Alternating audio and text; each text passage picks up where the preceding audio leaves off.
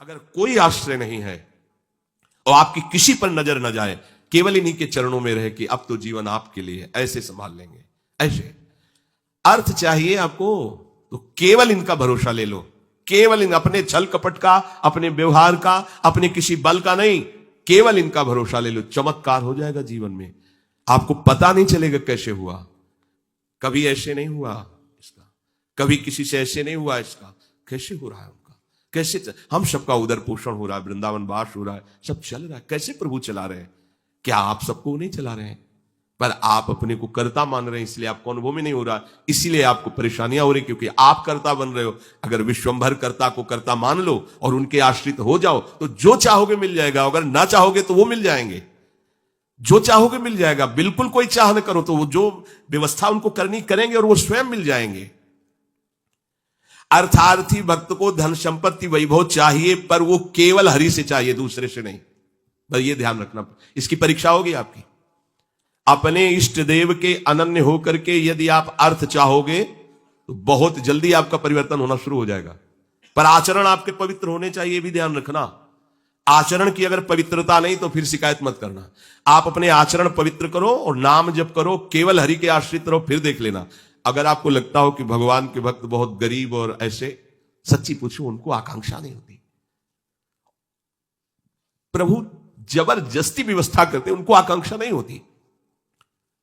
4 रोटी मांग ली, ऐसे ही पड़े, पूरा जीवन प्रभु के लिए। उन प्रेमी महापुरुषों की चरण धूल अगर शरीर का स्पर्श कर ले तो पावन हो जाए। देवता तरसते हैं उनकी सेवा के लिए, सिद्धियां हाथ जोड़े खड़ी रहती हैं, पर वो अकिंचन महात्मा किसी से कुछ नहीं चाहते। कि ऐसा ना समझो कि हमारा दास, हमारा भक्त, हमारा आश्रय लेने वाला ऐसा नहीं है। वो हरिदास, भगवान के चरणों का दास है। समस्त ऐश्वर्य संपन्न भगवान उसके अधीन हो जाते हैं जो भक्ति करता है। अगर आपको अर्थ चाहिए तो केवल भगवान का आश्रय ले, दूसरे का नहीं। अब ये कोई छोटी मोटी बात नहीं, देख लीजिए अंदर से। अपने बल का आश्रय नहीं, किसी दूसरे व्यक्ति का आश्रय नहीं, किसी दूसरी दैवी शक्ति का आश्रय नहीं, केवल श्री हरि का आश्रय। और जब आप पक्के उतर जाओगे, जैसे सुदामा जी, तो जैसी द्वारिकापुरी थी वैसे सुदामापुरी हुई। जैसा वैभव द्वारिकाधीश का वैसे सुदामा जी का वैभव था। पक्का मान लीजिए। लोग समझते नहीं, ऐसा ना समझो कि ये केवल कथाएं हैं। आपका जीवन स्वयं एक कथा बन जाएगा। यदि आप हरि के आश्रित हो गए तो आपका जीवन चरित्र दूसरों के लिए उदाहरण बन जाएगा। पर निष्ठा चाहिए। कई कई दिन भूखे रहे सुदामा जी। उनका मित्र किसी जमींदार के यहां पुरोहित ही करता था। वो जब पालकी से निकलता था, कहां गली गली डोल रहे हो कृष्ण कृष्ण बोलते हुए, आओ हमारे यहां, हमारा जजमान धनी है, आके थोड़ा वेद पाठ कर दिया करो, पूरे परिवार का पोषण कपला रहता है। हम वादा करते हैं। उनका नहीं, हमारे जजमान तो श्री कृष्ण है, हम दूसरे। घर आते, पत्नी पूछती कुछ मिला? 5 घर हो आए, कुछ मिला नहीं। चलो तुलसी दस और चरणामृत से दिन काटते। भगवान व्याकुल हुए, भगवान ने ऐश्वर्य दिया। अगर धन ही चाहिए, सुदामा जी की इच्छा नहीं थी, उनकी पत्नी की इच्छा के कारण वो भी इच्छा भगवान ने पैदा की। ये भक्तजनों को ऐसा ना समझो फटे पुराने कपड़े पहने या ऐसे घूम रहे हैं, बड़े अभागी हैं। हम तो बड़े भाग्यवान हैं क्योंकि हमारे पास सारा ऐश्वर्य है। ऐसा ना समझो उनके भाग्य में ऐश्वर्य बनाने वाली मशीन मिल गई है, श्री हरि। हाँ, वो इस ऐश्वर्य को क्या करे, श्री हरि मिल गए, जिनके रोम कूपों में अनंत ब्रह्मांड वास करते हैं। वो भगवान उनके यार हैं, उनके प्यार हैं। वो दूसरे की तरफ क्यों ताकेंगे? और जिज्ञासु जो जानना चाहता है, भगवान को केवल भगवान ही जानते हैं, दूसरा नहीं जानता। पक्की बात समझ लो। भगवान को केवल भगवान जानते हैं, दूसरा नहीं जानता। बोले संत महात्मा, इनको भगवान ने जना दिया तो ये भगवान के स्वरूप हो गए। सोई जाने जे देहु जनाई और जानत तुम्हें तुम्हें हो जाई। जानत तुम्हें हो जाई। अब वो ढांचा केवल बाहर से दिखाई देता है, मनुष्याकृति, पर अंदर वो ब्रह्मविद ब्रह्मवि भवति। भगवान को जान करके वो भगवत स्वरूप हो जाते हैं। जानत तुम्हें हो जाई। जानने के लिए एकमात्र भगवान का आश्रय लो। अगर तुम्हें जानना है संसार क्या है, भगवान क्या है, मेरा स्वरूप क्या है, तो एकमात्र अंदर से श्री हरि का आश्रय लो। वो तुम्हें गुरु रूप से मिल जाएंगे। बस उनकी आज्ञा का पालन करो तो जो गुरु है वही शिष्य हो जाता है। शिष्य की पूर्णता गुरु स्वरूप में स्थित हो जाना, भेद खत्म हो जाना, अभेद हो जाना। जो गुरु है वही शिष्य का हृदय हो जाता है। ढांचा दो दिखाई देंगे। अब गुरु शिष्य में किंचन मात्र भेद नहीं रहा, अभेद स्थिति को प्राप्त हो गया। यही गुरु के वचन पालन करने का फल है। जानत तुम्हें तुम्हें हो जाई, वो इष्ट स्वरूप हो जाता है, वो गुरु स्वरूप हो जाता है। ज्ञानी जब भगवत स्वरूप का साक्षात्कार हो जाता है तो जिसके अंदर अभेद भावना होती है वो मोक्ष को प्राप्त हो जाता है, और जिसके अंदर प्रियता होती, थोड़ा हृदय द्रवित होता है, वो आगे बढ़ जाता है। उसके अंदर फिर दास्य, शक्य, वात्सल्य आदि भावों का प्रेम जागृत होता है। ये मोक्ष से भी स्वादिष्ट है। जो मोक्ष सुखानुभव करने वाले बड़े बड़े महापुरुष हुए, उनके अनुभव निकले जब इस प्रेम का रसास्वादन किया। जैसे भगवान के ही स्वरूप से सुखदेव जी, जब लालजू की रूप माधुरी श्रवणेन्द्री से गई, और वो तो सिद्ध महापुरुष हैं, जैसा शब्द सुन रहे वैसे ही भाव में रूप जागृत हो रहा है, उनको कोई ध्यान थोड़ी लगाना है। पर हा पीडम नटवर बपू, तो वैसे ही सामने नटवर बपू बिक गए एकदम उस रूप को सुन के। इतना सुंदर श्याम, इतना सलोना श्याम, ये तो ब्रह्मानंद को भी फीका कर देने वाला रूप है। उठ खड़े हुए, 18,000 श्लोक कंठस्थ के, श्रीमद् भागवत के 18,000 श्लोक कंठस्थ। और ये ऐसे महापुरुष हैं जो जन्म सिद्ध हैं। अपने पिता व्यास जी को स्वयं उत्तर नहीं दे रहे, वृक्ष उत्तर दे रहे हैं। सुकोहम सुकोहम, वृक्षों से निकल रहा है। ऐसे तदात्म भाव को प्राप्त महापुरुष, अर्थात ब्रह्मानंद से भी श्रेष्ठ श्री कृष्ण का रूप रसास्वादन।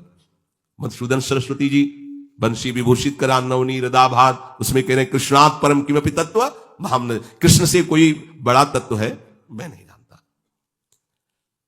तो जो भगवान कह रहे हैं कि ज्ञानी जो भक्त है, यहां दो भाव ज्ञानी की, जिन्होंने सत्य को जानकर के भगवत स्वरूप में लीन हो गए, या जो सत्य स्वरूप भगवत स्वरूप को जानकर प्रेम में लीन हो गए। प्रेम में लीन होना, अभेद होते हुए भी भेदभाव को स्वीकार करना, यह भेद मायाकृत नहीं है, ये चिदानंद भाव भेद है, भाव भेद। ये जो ज्ञान में लीन हो चुके हैं उसके आगे की बात है। इसीलिए इस भेद को वो ना जानने के कारण कहते कुछ न कुछ अविद्या बचती है, तभी भेद दिखाई देता है। ऐसा नहीं है। जिस समय स्वरूप का साक्षात्कार होता है और उसके हृदय में भक्ति का अंश होता है, भक्त को भी स्वरूप साक्षात्कार होता है। मम दर्शन फल परम अनुपा, जीव पाओ निज सहज स्वरूपा। जो ब्रह्म साक्षात्कार में स्वरूपानुभूति होती है वही भक्त को भी होती है। उसी समय उसका, वो टिक नहीं पाता वहां, उसी समय उसका आकर्षण होता है उसके आराध्य देव का, और उसकी वृत्ति उसमें लीन ना होकर उस आत्मस्वरूप को अपने आराध्य देव के रूप में देखता है, और इतनी तन्मयता हो जाती कि अपना विस्मरण हो जाता है, बस केवल आराध्य देव रह गए। अब यहां से प्रेम की दशा प्रारंभ हो जाती है। ज्ञानी सब कुछ विस्मरण करके आत्मस्वरूप में लीन हो जाता है, उसका आत्मस्वरूप भी विस्मरण होकर आराध्य देव के स्मरण में लीन हो जाता है। ये प्रेम की गाथा। भगवान कहते हैं 4 प्रकार से जन मेरा भजन करते हैं, वो ये सब महान है। अब इसमें सूक्ष्म बात यह है कि अगर हम केवल भगवान से धन चाहेंगे तो धन मिलने पर भी हम माया में नहीं फंसेंगे। जब हम स्वयं अहंकार प्रेरित होकर के कर्म करते हुए धन कमाते हैं तो उसमें आसक्ति होती है, हम उसमें भोक्ता भाव करते हैं, और जब भगवान की तरफ से मिलता है तो प्रसाद भाव रहता है। ये सब प्रभु का प्रसाद है, और प्रसाद होने के कारण वो प्रसन्नता रहती है, धनाभिमान नहीं रहता। प्रसादे सर्व दुखा नाम हानि रस्योपजायते, अंदर प्रसन्नता रहती है और भगवत कृपा का उसको प्रतिपल अनुभव होता रहता है। इसलिए वो धन के राग में न फंसकर प्रभु की तरफ ही खिंचता चला जाता है। कितने कृपालु प्रभु, कितने कृपालु प्रभु। और धनाभिमानी, देहाभिमानी, मैंने ये किया तो इतना लाभ हुआ, मैं इसको ऐसे भोगूंगा, अब ऐसा करूंगा तो इतना और लाभ होगा, वो खिंचता चला जाता है अहंकार की तरफ, ये खिंचता चला जाता है प्रभु की तरफ। अगर प्रभु से हमें धन मिला, प्रभु से कामना की, तो वो कामना संसार में फंसाएगी नहीं, वो मोक्ष प्रदान करने वाली होगी। ये परम लाभ की बात है कि लोकवत भी हमारा मंगल हुआ और परलोक के लिए हमें कोई अलग से साधना नहीं करनी पड़ी, क्योंकि प्रतिपल हमें कृपा का अनुभव बढ़ता चला जाएगा। प्रभु हमें कितना दुलार कर रहे हैं, कितनी कृपा कर रहे हैं, तो वो ये सब छूट जाएगा, केवल कृपा और प्रभु रह जाएंगे। वो कृपा के सहारे प्रभु के प्रेम में डूब जाएगा। ऐसे कितने भक्तों के चरित्र हैं। जब हम संकट निवृत्ति भगवान से चाहेंगे तब लगेगा अच्छा कोई दूसरा मेरा सहयोगी नहीं हुआ, भगवान ने ऐसी कृपा। तो अपनी अनुभूतियां जो होती है और प्रभु की तरफ हमें प्रेरित करती है। संकट निवृत्ति के बाद वो प्रभु को भूल नहीं जाएगा, वो प्रभु में आसक्त हो जाएगा। ये आंतरिक बात है, सूक्ष्म बात है। आर्त कोई भी भक्त जो हुआ हो और उसकी संकट निवृत्ति भगवान ने की हो और वो भगवान को भूल करके संसार में ही रमण कर रहा हो, ऐसा नहीं हुआ। भूलने की वो चेष्टा भी करेगा तो भगवान उसे भूलने नहीं देंगे, क्योंकि उसने आर्त भाव से ही सही पर प्रभु का आश्रय लिया है। और प्रभु का आश्रित कभी माया में फंस नहीं सकता है, पक्का है, चाहे किसी भी भावना से आश्रय लिया हो। और जो भगवान से जानना चाहता है भगवान को, उसको कभी ज्ञानाभिमान नहीं होता। अगर हम पढ़ लिख करके जानना चाहेंगे तो जान भी नहीं पाएंगे, पर हमें ज्ञानाभिमान हो जाएगा। अगर प्रभु से जानेंगे, गुरु कृपा से जानेंगे तो कभी ज्ञानाभिमान नहीं होगा। इसीलिए हमें अगर सांसारिक सुख भी चाहिए तो केवल हरि का आश्रय लें, सांसारिक दुख की निवृत्ति चाहिए तो केवल हरि का आश्रय लें, और हरि को जानना है और पाना है तो केवल हरि का आश्रय लें। वो सब साधन दे देंगे, वो सब हमको मार्ग दे देंगे, जिससे हमें उनका बोध हो जाएगा या प्रेम हो जाएगा। हम हरि को छोड़कर अन्य आश्रय न लें, हम हरि को छोड़कर किसी अन्य का भरोसा न करें, तो इस प्रपंच की चाह रखते हुए भी हम भगवान को प्राप्त कर लेंगे। बहुत सरल भगवान ने बता दिया। अब भी समझ में ना आवे तो आप जाने। हमारी यही तो चाह है, हमें धन मिल जाए, हमारी दुख निवृत्ति हो जाए, हमें ज्ञान हो जाए, हमें मोक्ष हो जाए, सब हो जाएगा। केवल भगवान का आश्रय ले लो और नाम जप करो, पर गंदे आचरण मत करो। आहार विहार संयम से करो, शास्त्र संयम से। अब करो गंदा आचरण। जो गंदे आचरण वाले थे जब प्रभु की शरण में आए तो उलट गए, फिर दोबारा नहीं देखा उधर, तो क्या हुआ, वो महात्मा बन गए। अब अपनी भगवान की शरण में आए, अगर गंदे आचरण करते रहेंगे तो अनुभव नहीं होगा, और ये होगा कि पता नहीं भगवान आपके ऊपर प्रसन्न होंगे इसलिए ऐसा हो गया, हमारा तो नहीं हुआ। आप आचरणों को, भगवान का बल आपको सहयोग देगा, आपको बचाएगा। पर आप इच्छा करके यदि कामनाओं की प्रवाह में बहकर गंदे आचरण करेंगे तो छूट भी दी है भगवान ने, आप करो और उसका फल भोगो। अवश्य में भोक्तव्यम कृतम कर्म शुभाशुभम।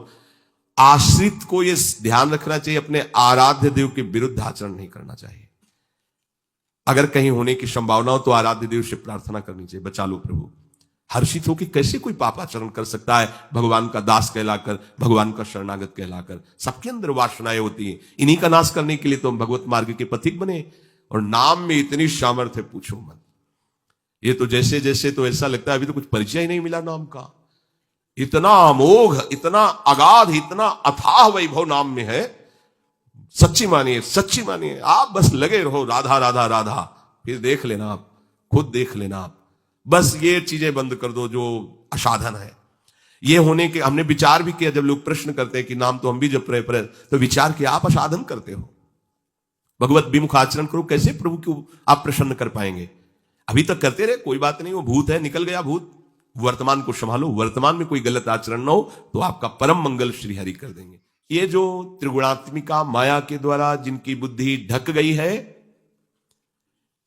ये लोग आसुर भाव के हो जाते हैं, राक्षसी स्वभाव के। ये मेरा आश्रय नहीं लेते, ये महान नीच कर्मों में ही सुख की खोज करते रहते हैं। पाप कर्मों में स्वाभाविक इनकी रुचि होती है। ऐसे मूढ़ मनुष्य मेरी शरण में नहीं होते। भगवान कह रहे हैं, मेरी शरणगत, मेरे चरणारविंद का आश्रयगत जो भाव तुम्हारे अंदर आएगा तो तुम समस्त माया के प्रभाव से तर जाओगे। पर क्यों नहीं आते सब लोग, जब इतना आनंद का मार्ग है? इसीलिए नहीं आते कि उनकी बुद्धि अपहृत हो गई है, माया ने आसक्त कर लिया है। वो गंदे आचरण, गंदा भोजन, गंदे विचार, दूसरे जीवों की हिंसा, दुख आदि देना, ऐसे स्वभाव वाले जो पाप कर्मरत है, नीच आचरण वाले हैं, उनके हृदय में ये विचार ही नहीं आता कि हम श्री हरि की शरण होकर महामंगल महासुख को प्राप्त हो। उनको ये सार असार का ज्ञान नहीं होता, नित्य अनित्य का ज्ञान नहीं होता। क्या ग्राह्य है, क्या त्याज्य है, क्या विधि है, क्या निषेध है, क्या करना चाहिए, क्या नहीं करना चाहिए, बिल्कुल ज्ञान नहीं है। वो अपहृत ज्ञान वाले हैं, उनकी बुद्धि को माया ने आसक्त कर लिया है। तो क्या इनका कभी उद्धार नहीं होगा? जो भगवान से विमुख हैं, पाप कर्म में रत हैं, क्या इनके उद्धार के लिए कोई चांस नहीं है? यहां भगवान का ये कहने का मतलब नहीं है। कहने का भाव यह कि ये लोग आते ही नहीं है हमारी शरण में, हम तो इनका भी स्वागत करेंगे, क्योंकि मेरे ही तो बच्चे हैं ना, गलत मार्ग में चले गए हैं तो मेरे ना, पर यह स्वीकार कर ले कि मैं प्रभु का हूं। ये कई परिस्थितियों में कभी कभी ऐसे दुराचारी पापाचारी जनों का भगवान के चरणों में समर्पण हो जाता है। कभी ऐसी परिस्थिति आती है कि कोई उसका साथ नहीं देता, हर जगह उसको ठोकर मिलती है, हर जगह अशांति, जिसके लिए उसने जीवन समर्पित करके ऐसे पापाचरण किए उन्हीं के द्वारा उसको दुत्कार, तिरस्कार, धोखा मिलता है। तो उसका हृदय पुकार उठता है कि अगर कोई ईश्वर है तो मुझे स्वीकार करे। या किसी भगवत प्रेमी महात्मा का उसने अनादर कर दिया, क्योंकि हिंसा स्वभाव वाला है, पाप कर्म में रुचि रखने वाला, श्रद्धा तो रखेगा नहीं संतों के प्रति। कोई ऐसा जो भगवत प्रेमी महात्मा है उसका अनादर कर दिया, उसका अपमान कर दिया, और उनकी दृष्टि उस पर पड़ी और उनको दया आ गई उसकी दशा पर, और उन्होंने भगवान से प्रार्थना कर दिया, तो भगवान उसको क्षमा करके संभाल लेंगे, क्षमा कर देंगे। देखो, मुनिनकर क्रोधो मुक्ति दातार। यदि किसी महात्मा का कोई दुष्ट अपमान करता है, अगर वो महात्मा प्रार्थना ना करें तो भगवान उसका बहुत बुरी तरह नाश कर देते हैं। जो अपराध भक्त कर करई, राम रोष पावक सो जरई। पर यदि कहीं उनकी उस पर दृष्टि पड़ गई, जैसे श्री भगवत स्वरूप नित्यानंद जी जगाई मधाई को देखा कि शराब के नशे में उन्मत्त गंदे भाव से युक्त है। ठाकुर हरिदास जी से कहा कि महाप्रभु ने आदेश किया है कि नाम जगत मंगल करने वाला है, इनको नाम का उपदेश किया जाए। देख रहे हो वैसे ही गाली बक रहे हैं, मदिरा में उन्मत्त है, इनको नाम नहीं, यही विशेष अधिकारी है, इनको तो नाम सुनाना चाहिए। समीप गए और कृष्ण नाम की जय घोष की, वैसे ही नशे में थे वो। देखा पास में एक मिट्टी का पका हुआ घड़ा रखा था, उसी घड़े से प्रहार किया नित्यानंद महाप्रभु के। ये देखो भगवान की कृपा कैसे उदय होती है। नरक में भी इनको ठौर नहीं मिलता इनके ऐसे आचरण। और ये जो अपराध बना था, अवतारी महापुरुष हैं, भगवान के स्वरूप है श्री नित्यानंद जी। उनकी खोपड़ी से रक्त प्रहार होने लगा, मस्तक पर ऐसे मारा। महाप्रभु के पास सूचना पहुंची कि नाम उपदेश करने पर प्रहार किया गया उनके ऊपर। महाप्रभु करुणा मूर्ति, प्रेमावतार श्री चैतन्य देव जी, हृदय प्रेम से डूबा, जिनका कहीं भी किंचन मात्र भी रोष आवेश नहीं, आज उनको रोष आ गया। अच्छा, मानो सुदर्शन का आवाहन कर रहे हो, आज इनका नाश करके छोड़ेंगे। ये हमारे प्राणप्रिय नित्यानंद जी को दुख दिया। नित्यानंद जी महाप्रभु के चरण पकड़, प्रभु आपका अवतार इनको महान भगवत प्रेम में डुबोने के लिए हुआ है, नाश करने के लिए नहीं। प्रभु आप ऐसा ना करें, आप कृपा सिंधु, आप कृपा करें। उनको महाभागवत बना दिया, गंगा में खड़े करके सारे पाप ले लिए महाप्रभु चैतन्य देव। बड़ा विस्तार से कथा चरित्र है, आप विचार कीजिए, क्या इनका कभी कल्याण हो सकता था? लेकिन कैसा संयोग बना, पूजा नहीं की, प्रणाम नहीं किया, हाथ नहीं जोड़े, खोपड़ी फोड़ दी। यह है महापुरुषों का प्रभाव। कैसे भी यही महानता है संतों की, जिन्होंने उनका अमंगल किया, जिन्होंने निंदा की, जिन्होंने मारा, उनको परम पद प्रदान किया संतों ने। मुनिनकर क्रोधो मुक्तिदाता। पर ऐसा नहीं करना चाहिए कि महात्मा की खोपड़ी फोड़ देंगे तो परम पद मिल ही जाएगा। ये तो नित्यानंद महाप्रभु थे। तो अगर आप ऐसा करते तो राम रोष पावक सो जरई।